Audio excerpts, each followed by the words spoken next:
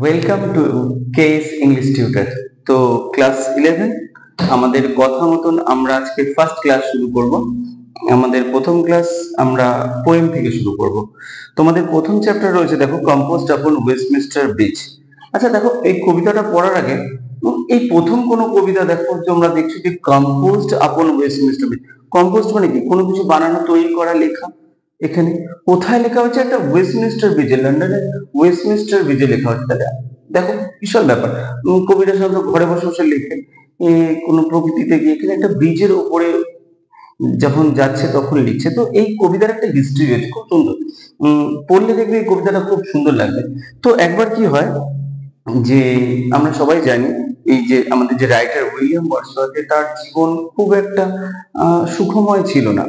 তো যখন উনি লন্ডনে ছিলেন, তো একবার লন্ডন থেকে যখন তিনি যাচ্ছিলেন ডোভারে, ডিওভি ডোভার, এই ডোভারে যখন যাচ্ছিলেন, সেই তখন যে ঘোড়ায় টানা গাড়ি হতো, সেই ঘোড়ায় টানা গাড়ি করে যখন যাচ্ছিলেন, তখন ওয়েস্টমিনিস্টার ব্রিজের উপরে তারা থামে। কেন থামে? ওই ওয়েস্টমিনিস্টার ব্রিজ থেকে শহরটাকে দেখতে নাকি খুব সুন্দর লাগছিল। তো বলা হয় যে তার সাথে কে কে ছিল? তার বোন ছিল ডরোথি ওয়ার্ডসওয়ার্থ এবং তার স্ত্রী ছিল মারি। তো ডরোথি ওয়ার্ডসওয়ার্থের কথা আমাদের এই কবিতাতে বলা আছে। ডরোথি ওয়ার্ডসওয়ার্থ তার আত্মজীবনীতেও লিখেছিলেন এক ডায়েরিতে, যে যখন তারা এই গাড়ি করে যায় তখন তারা সেখানে থামে এবং সেইখানকার সুন্দর দৃশ্য তারা দেখে। তো বলা হয় এটা 1802 সালের 3 সেপ্টেম্বরে লেখা হয়। তার মানে বোঝা গেল কি, যে এটা অন হিজ ওয়েতে যখন তারা যাচ্ছিল ওয়েস্টমিনিস্টার ব্রিজে তারা থামলো। থামার পরে ওয়েস্টমিনিস্টার ব্রিজ থেকে পুরো শহরটাকে দেখতে কিরকম লাগছে, তাই আমরা এটা এখানে লেখা রয়েছে। তাহলে এটা কি? এটা একটা সুন্দর একটা ডেসক্রিপশন নেচারের। সেটা কখন? সেটা হচ্ছে সকালে সূর্য ওঠার আগে। তার মানে যেটা আমরা পড়ছি তাকে খুব সুন্দর বোঝা গেল। কম্পোজড আপন ওয়েস্টমিনিস্টার ব্রিজ কেন নাম দেওয়া হয়েছে? কারণ এটা লেখা হয়েছে ওয়েস্টমিনিস্টার ব্রিজের ওপর থেকে। এবার সেপ্টেম্বর, 3 সেপ্টেম্বর 1802 কেন লেখা রয়েছে? কারণ ওই দিনটাতে লেখা রয়েছে। তাহলে আমরা টাইটেল বুঝতে একটু অসুবিধা হলো না। এইবার আমরা দেখবো যে ওয়ার্ডসওয়ার্থের ওই দিন কি মনে হয়েছিল। বলছে, আমরা সবাই জানি যে ওয়ার্ডসওয়ার্থ কি একজন রোমান্টিক পোয়েট, প্রকৃতিকে খুব সুন্দরভাবে কিডসের মতনই ভালোবেসেছিলেন। তো চলো দেখি সকালবেলাটা সে কিভাবে বর্ণনা করেছে। প্রত্যেকটি লাইন ধরে ধরে বুঝিয়ে বলবো। আমার মনে হয় না এটা দেখার পরে কারোর মনে হবে যে এইখানে কিছু আর কিছু বোঝার ছিল। দেখো, বলছে, earth has not anything to show more fair. পৃথিবীর এর থেকে সুন্দরতম দৃশ্য বুঝি আর কোথাও নেই। Means the poet seen a good scenario. He had never seen it before. So earth has not, বলছে, earth has not anything to show more fair. পৃথিবীর এর থেকে সুন্দরতম দৃশ্য বুঝি আর কোথাও নেই। Dull would be of soul who could pass by. A person who is dull, if the person passing without watching the scenario, according to the poet, the person should be dull. কারণ তার তো সৌন্দর্য সম্বন্ধে কোনো জ্ঞানই নেই, নাহলে কি ওই সুন্দর দৃশ্য না দেখে চলে যায়? এত সুন্দর দৃশ্য ব্রিজ থেকে দেখা যাচ্ছে, না দেখে চলে যাবে? এটা হতেই পারে না। তাই কবির মনে হচ্ছে dull would be of soul who could pass by, যে এই সুন্দর দৃশ্যটা না দেখে চলে যাবে সে একজন ডাল, তার কোনো বিউটি সম্বন্ধে তার কোনো সেন্স নেই। A sight so touching in its majesty, a sight so touching that touch anyone's heart. It is so beautiful, so it maybe touch each and everyone's, those are passing by. A city now doth হচ্ছে poetic meaning of does, the poetic meaning of does অনেক সময় পরীক্ষা দিয়ে দেয়, underline করে নাও, পরীক্ষা দিয়ে দেয় এটা। The city now doth like a garment's wear. কবি বলছে এই শহরটা যেন সুন্দর একটা গার্মেন্ট পরিধান করে রয়েছে। এই যে আমরা যেটা সুন্দর জামা কাপড় পরে থাকি, it's look much more better. তো মনে হচ্ছে as it is early morning, the poet thought that the light before Sunlight, যে হালকা যে আলো, যে রক্তিম আলো, সেই আলোটা যেন পুরো শহরটাকে ঢেকে দিয়েছে। যেটাকে কবি বলছে কি, সে যেন একটা সুন্দর পোশাক পরে রয়েছে। সেই জন্য বলছে the city now doth like a garments wear, the beauty of the morning. কিসের পোশাক পরে রয়েছে গো? The beauty of the morning, সকালের সৌন্দর্যের পোশাক। সাইলেন্ট বিয়ার, এবং সেই সৌন্দর্য কি সাইলেন্ট। সামটাইম মাঝে মাঝে কি হয় পরীক্ষা দেয়, why the poet is silent? It's very simple, the poet is silent because as it is early morning, as it is early morning, each and everyone sleeping inside the house. No one can get up. As it is an industrial belt, যেহেতু এটা একটা শিল্প নগরী, no one can start their work. So it's early morning. So whether the nature is calm and cool. So the poet used silent bear, মানে উন্মুক্ত, that touch anyone's heart. এই সৌন্দর্যটা এত সুন্দর যে যেই না এখান থেকে কেউ যে ইচ্ছা যাক তার হৃদয়কে এটা স্পর্শ করবে। Ship, tower, domes, theatre and temple line. Ship, এগুলো দেখো সব ম্যানমেড। শিপ, টাওয়ার, এনফিল টাওয়ারের কথা বলছে। ডোমস, সেন্ট পরীক্ষা দিয়ে দেয়, ডোমস কিসের কথা? সেন্ট পলস ক্যাথিড্রাল যে গম্বুজগুলো রয়েছে তাদের কথা বলছে। Theatre and temple. Lie means all are still lie as it is early morning. Open unto the fields and to the sky.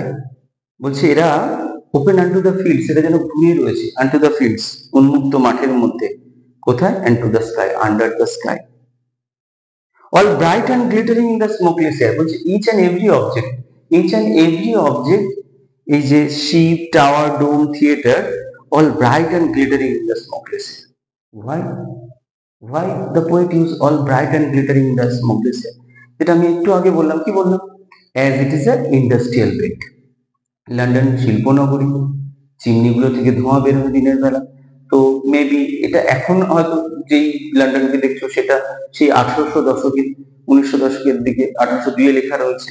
তো তখন হয়তো সেই সময় ওখান থেকে কি হতো, ধোঁয়া বেরোতে, একটু চারিদিকে একটু ধোঁয়াটে থাকতো, একটু স্মোক থাকতো। তো কবি বলছে as it is early morning, all bright and glittering in the smokeless air. কিসে? smokeless air. কেন smokeless? Because the chimney has not started their work.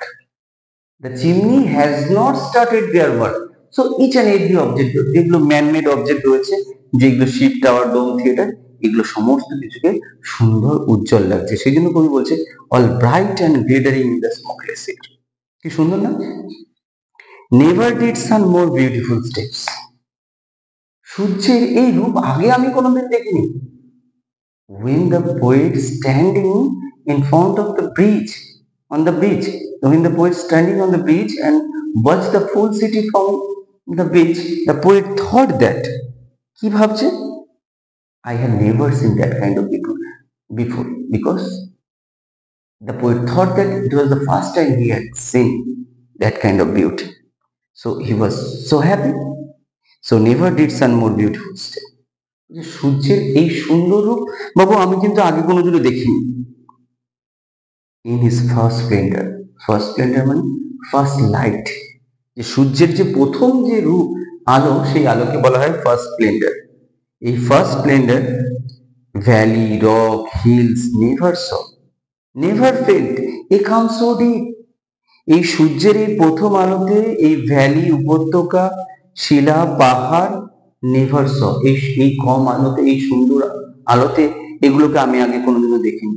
Never felt, অনুভব করিনি গো।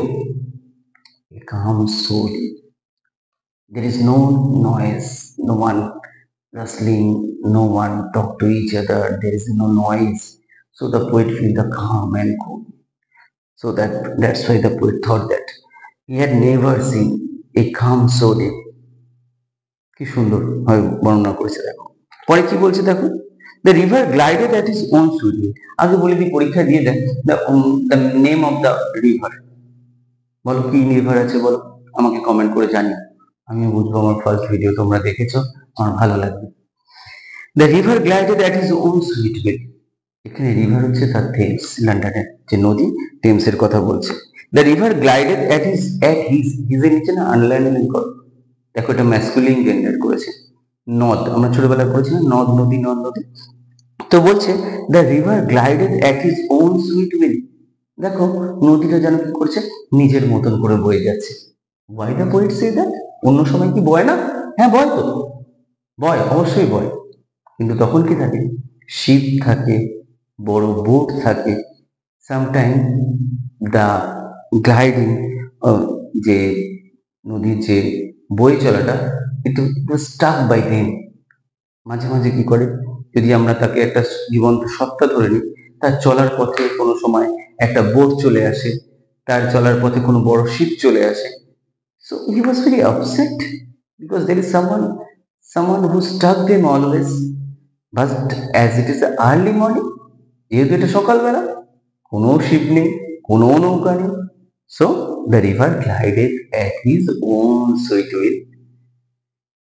Dear God, কবি বলছে যে কবি খুব খুশি এবং সেই জন্য সে কি করছে, ভগবানকে ধন্যবাদ জানাচ্ছে। কি বলছে শোনো, dear God the very house seem asleep.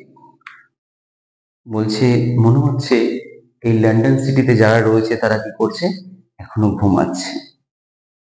and all that mighty hearts is lying still, বলছে প্রত্যেকটা বাড়ি ঘুমাচ্ছে মানে কি, and all that mighty hearts is lying still, এই বাড়িতে যারা রয়েছে ওই মহান হৃদয়গুলো কি করছে, ওই বাড়ির মধ্যে ঘুমাচ্ছে। কত সুন্দর দেখো কবিতাটা। এইবার যেটা বলার আছে, যেটা এই কবিতা থেকে দেয়, কি দেয়, দেয় হচ্ছে দেখো এই কবিতাটা একটু আউট কোশ্চেন কিছু থাকে, যেমন এটা একটা সনেট। এটা আমি আগেও বলতে পারতাম, কেন বলিনি তখন, বললে হয়তো অতটা ভালো বুঝবে না। তো তোমরা জানো সনেট মানে কি, 14 লাইনের কবিতা, এটা অক্টাভ আর শেষ, এই দুটো ভাগে দেখো, প্রথম 8টা, পরের 6টা। এই যে 8টা লাইন আছে এর যে রাইম রয়েছে, দেখো এ বিবিএ লিখে নাও, এ বিবিএ। আমার কাছে সময় যেহেতু কম, আমরা আমরা খুব তাড়াতাড়ি করে শেষ করব প্রত্যেকটা, তো একটু তোমরা খাতা পেন নিয়ে বসো বা বইটা নিয়েও বসো। এ বিবিএ, এ বিবিএ, এই 8টা লাইন দেখো তোমরা, আমি শিখিয়ে দিচ্ছি কিভাবে পারবে। দেখো প্রথম লাইনের শেষে কি আছে, ফেয়ার, তো ওটাকে যদি ধরো আমি এ ধরে নিলাম, তারপরে কি আছে, বাই, মিলছে কি, ফেয়ার আর বাইতে মিলছে না, তাহলে এটা হচ্ছে বি। আবার দেখো ফেয়ারের সাথে বাইয়ের মিল নেই, আর বাইয়ের সাথে ম্যাজিস্ট্রি মিল আছে, তাহলে এ বি বি, আর ফেয়ারের সাথে ওয়ার মিল আছে, তাহলে A B B A. Same আবার বেয়ার লাই স্কাই এয়ার, দেখো এর সাথেও এ বি বি এ, তাহলে প্রথম যে অক্টাভ তাতে আমরা যে রাইম পাবো সেটা হচ্ছে এ বি বি এ, এবং তারপরে যে সিস্টেম আছে তার দেখো তার যে রাইম সেটা হচ্ছে সিডি সিডি সিডি। তাহলে বাইরে থেকে কি কি কোশ্চেন আসে ভালো করে শুনে নাও। একটা হচ্ছে এটা কবিতার নাম, কে লিখেছে, উইলিয়াম ওয়ার্ডসওয়ার্থ। কখন না যখন সে লন্ডন থেকে ড্রোভের উদ্দেশ্যে যাত্রা করলো, তখন কোথায় দাঁড়িয়ে লিখেছে, ওয়েস্টমিনস্টার ব্রিজের ওপর থেকে। ক্লিয়ার হলো? তো এটা একটা সনেট। কিরকম সনেট, ইতালিয়ান সনেট বলতে পারো বা পেট্রিগান সনেটও বলতে পারো। সনেট কি শেক্সপিয়ারিয়ান সনেট, শেক্সপিয়ারের সময় যেটা লেখা হয়, আর পেট্রিগানের সময় যেটা লেখা হয়েছে। এই এখান থেকে তোমার কিছু কোশ্চেন এখানে দেয়। তো আশা করি তোমরা ভালো করে বুঝবে, এবং যদি কোনো কনফিউশন হয় আমাকে বলবে। দেখো এটা আমার ফার্স্ট ভিডিও, এখানে আমি জানি কিছু অসুবিধা হবে, তো আস্তে আস্তে আমি শিখবো। যদি তোমাদের কোনো সাউন্ড প্রবলেম হয়, কিছু প্রবলেম হয় আমাকে জানাবে, আর আমি করে যাব, তোমাদের প্রত্যেকের ভালো হবে। যদি কেউ কোনো ভিডিও তাড়াতাড়ি চাও তো আমাকে কমেন্ট করে জানাবে, সেই ভিডিও আগে আমরা দিয়ে দেবো। তো ভালো থেকো, লেখো, আর এটা পড়ে নিও, পড়ে যদি কোনো অসুবিধা কমেন্ট বক্সে জানাবে। চলো টাটা, বাই।